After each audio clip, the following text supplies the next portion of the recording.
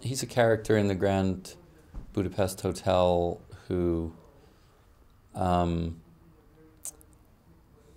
he's kind of like what Tommy Lee Jones in The Fugitive is to Harrison Ford. He's chasing the hero, but in his gut he knows that there's something not quite right about the story. You know, he's almost like the adversary who's really on the side of the character he's chasing. He's kind of a he's a policeman, but he's from the old guard of the aristocratic elite.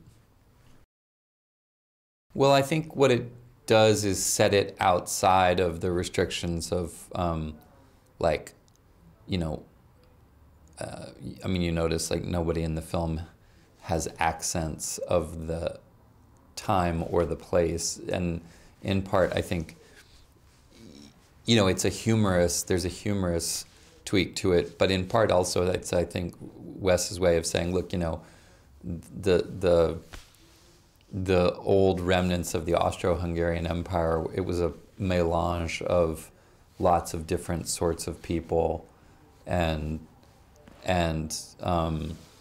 but rather than deal with it literally, we're going to deal with it figuratively and let people just be their own unique selves in it. Yeah, it's more evocative than it is literal.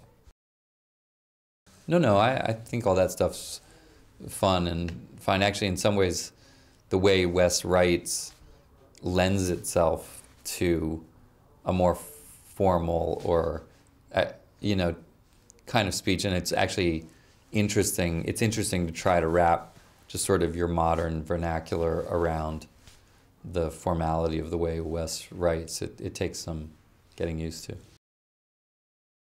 You know, Lubitsch is one of the gods, and he is one of the ones Wes, without a doubt, was, you know, like the Budapest of Shop Around the Corner, or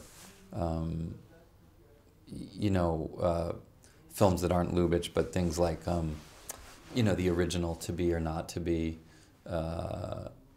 or Grand Hotel, and he had a lot of reference points. There's a great one that we watched. It was not a Billy Wilder film, a William Wyler film that was written by Preston Sturges called The Good Fairy. That's that also sort of takes place in like a Hollywood version of Budapest, that I loved, that I had actually never seen. So yeah, I think all those are reference points.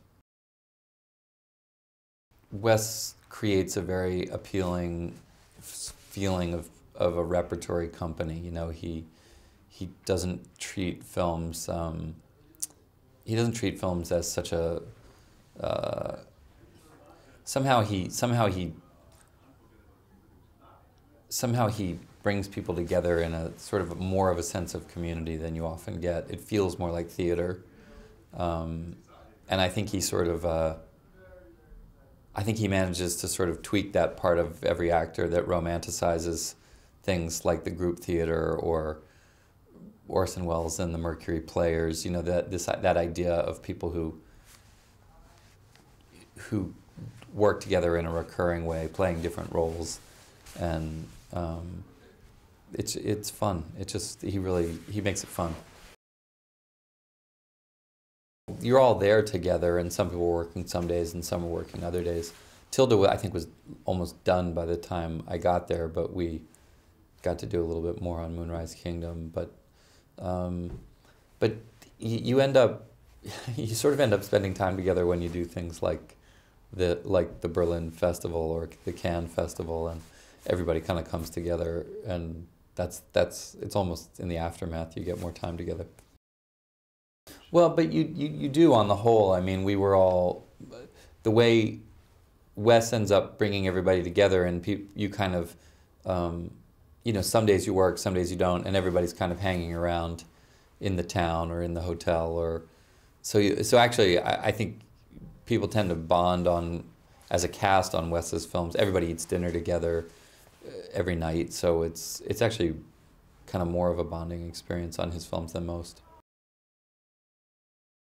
I think that the only place that I've been that actually was one of those hotels, which I think the exterior of the Grand Budapest Hotel model in this is slightly evocative of, is there's a hotel right in that area in northern Czechoslovakia, used to be, you know, Bavaria, Bohemia, whatever, that is called the Grand Hotel Pupp, P-U-P-P. It's in Karlovy Vary, which used to be, you know, at different times I think the German spa town called Carlsbad. But it looks exactly like this and sort of feels like it. And yeah, I had a nice stay there once when we took a film to that festival.